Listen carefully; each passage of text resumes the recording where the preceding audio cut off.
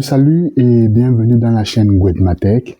Alors si vous me rejoignez à l'instant, Gwedmatech est une chaîne de challenge autodidacte et l'un des premiers challenges que j'ai décidé de relever, c'est d'apprendre les calculs de temps en autonomie.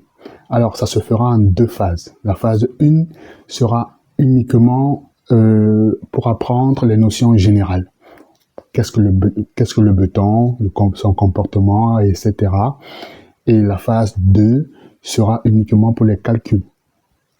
Et donc, dans cette phase de calcul, je vais faire des exercices, voilà, qui vont me permettre de progresser. Voilà. Donc, c'est vraiment une phase, je pense, la phase la plus critique, la plus déterminante de ce projet. Donc, ça fait 7 semaines consécutives que j'ai démarré ce challenge. Donc, pour l'instant, évidemment, je suis dans la notion générale. Ça me laisse le temps de comprendre le matériau béton, et etc., etc. Voilà.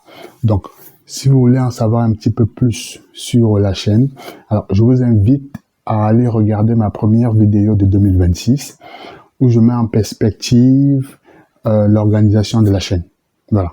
Donc, maintenant qu'on a posé les bases, on peut passer à la suite. Let's go.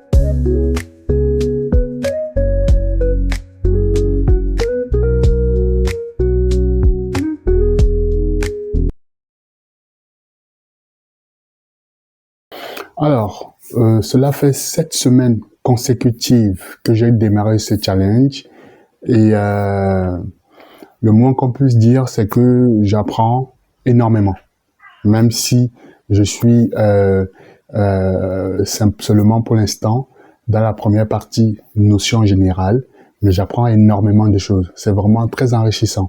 Alors, ce qu'il faut comprendre dans cette semaine de travail, ce que j'ai compris, le point essentiel, c'est que la mise en œuvre du béton ne se limite pas simplement au coulage. En fait, c'est une succession d'étapes techniques qui conditionnent directement la résistance, la durabilité et la qualité du parement pour du paroi. Voilà. Donc, C'est ça qu'il faut comprendre essentiellement dans cette semaine de travail. Voilà. Donc, tout commence par l'approvisionnement. Alors, dans la phase d'approvisionnement, il faut impérativement éviter la ségrégation des constituants. On l'a déjà vu.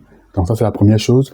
La deuxième chose, c'est limiter le temps de transport pour éviter de perdre en ouvrabilité. Et le temps de transport, je l'ai déjà dit, il est d'environ 1h30. Donc ça fait deux choses. La troisième chose, c'est adapter les protections en fonction de la température. Notamment, quand il fait chaud, on va utiliser des retardateurs de prise. Et quand il fait froid, on va utiliser des protections contre le gel.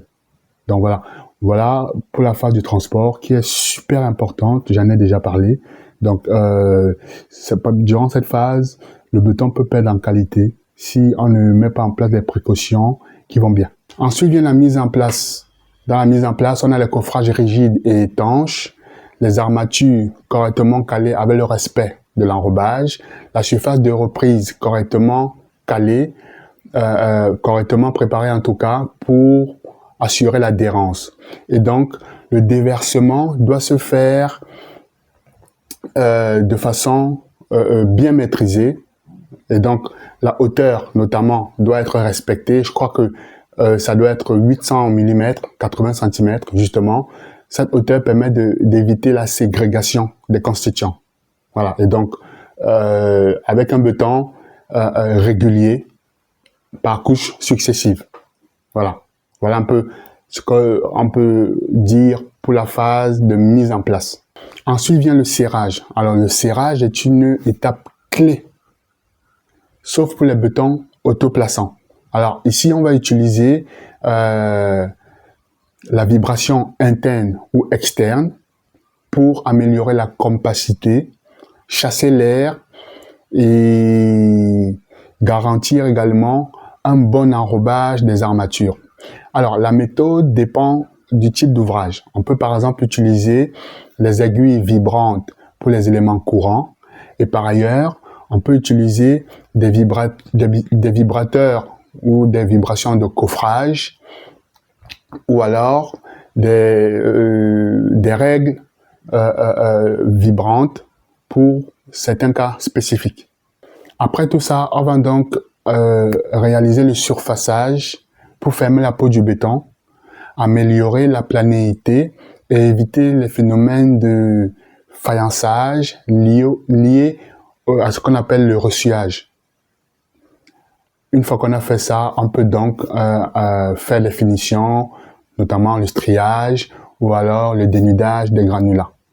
Voilà, pour cette petite phase-là, qui est plutôt une phase, on peut dire, de finition, en quelque sorte. Alors, ce qu'il faut aussi savoir, c'est que la protection du béton dans les tout premiers jours est ultra importante. Et donc, ça évite notamment le lessivage, les chocs, les gradients thermiques trop importants ou parfois les gels. Et donc, à ce stade-là, le coffrage joue un rôle thermique très important.